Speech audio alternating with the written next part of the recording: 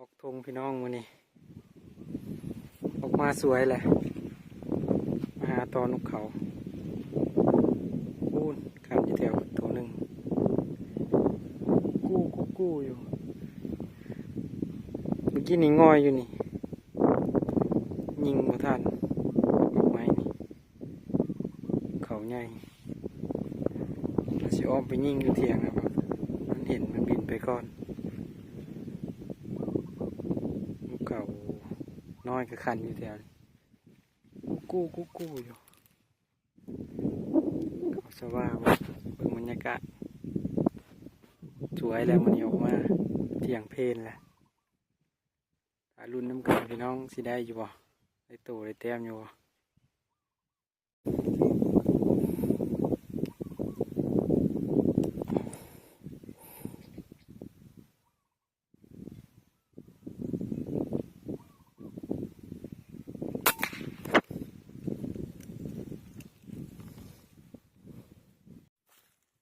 ร้อยแต้มหนึ่งพี่น้องขันตึงนางใส่อยู่เรียบร้อยแล้วแต้มหนึ่ง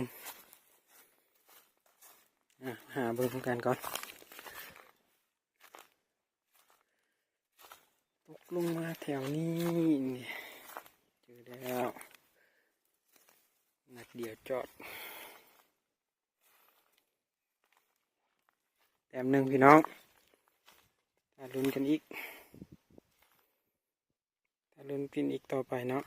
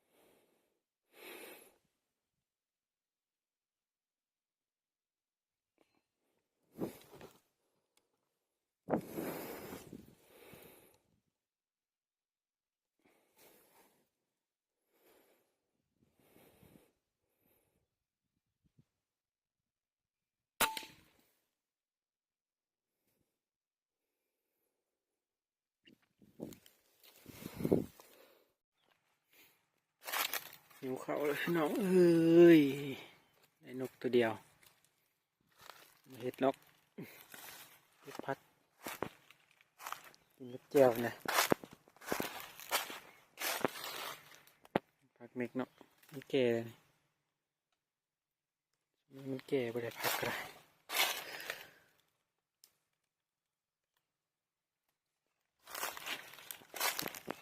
เก็บพักกินข้าวก่อนเนาะหิวข้าวแห้งแล้ววันนี้ได้นกตัวเดียวนกเขาก็บ่ทึกจะได้นกเขาใหญ่กินข้าวก่อนพี่น้องนกเขาตัวเดียวไม่ได้กินนก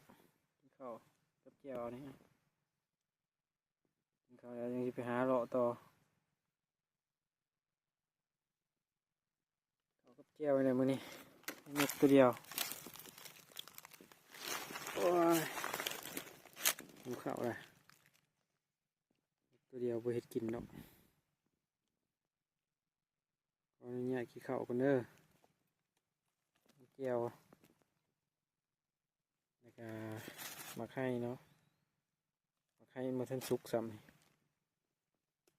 ถ้ามันสุกเดี๋ยวจะมาจอบมึงอยู่มาไข่อันนี้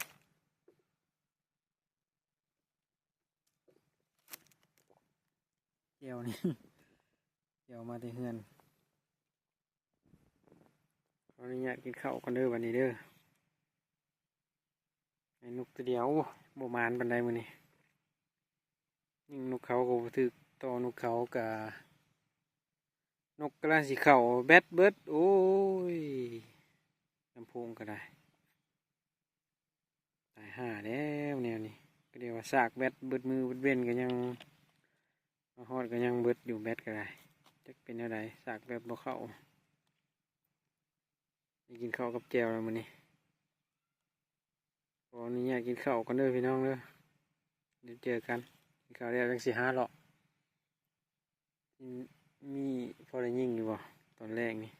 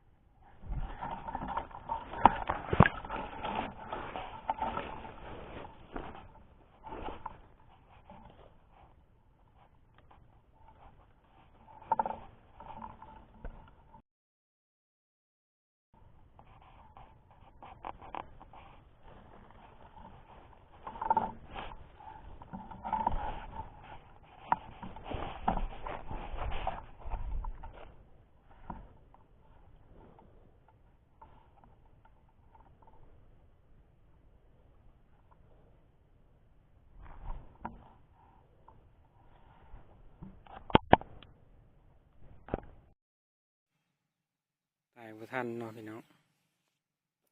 ใส่สโคปก็บ่ทันเมื่อกี้นี่กล้องนี้ยังถ่ายบ่ทันกล้องตัวนี้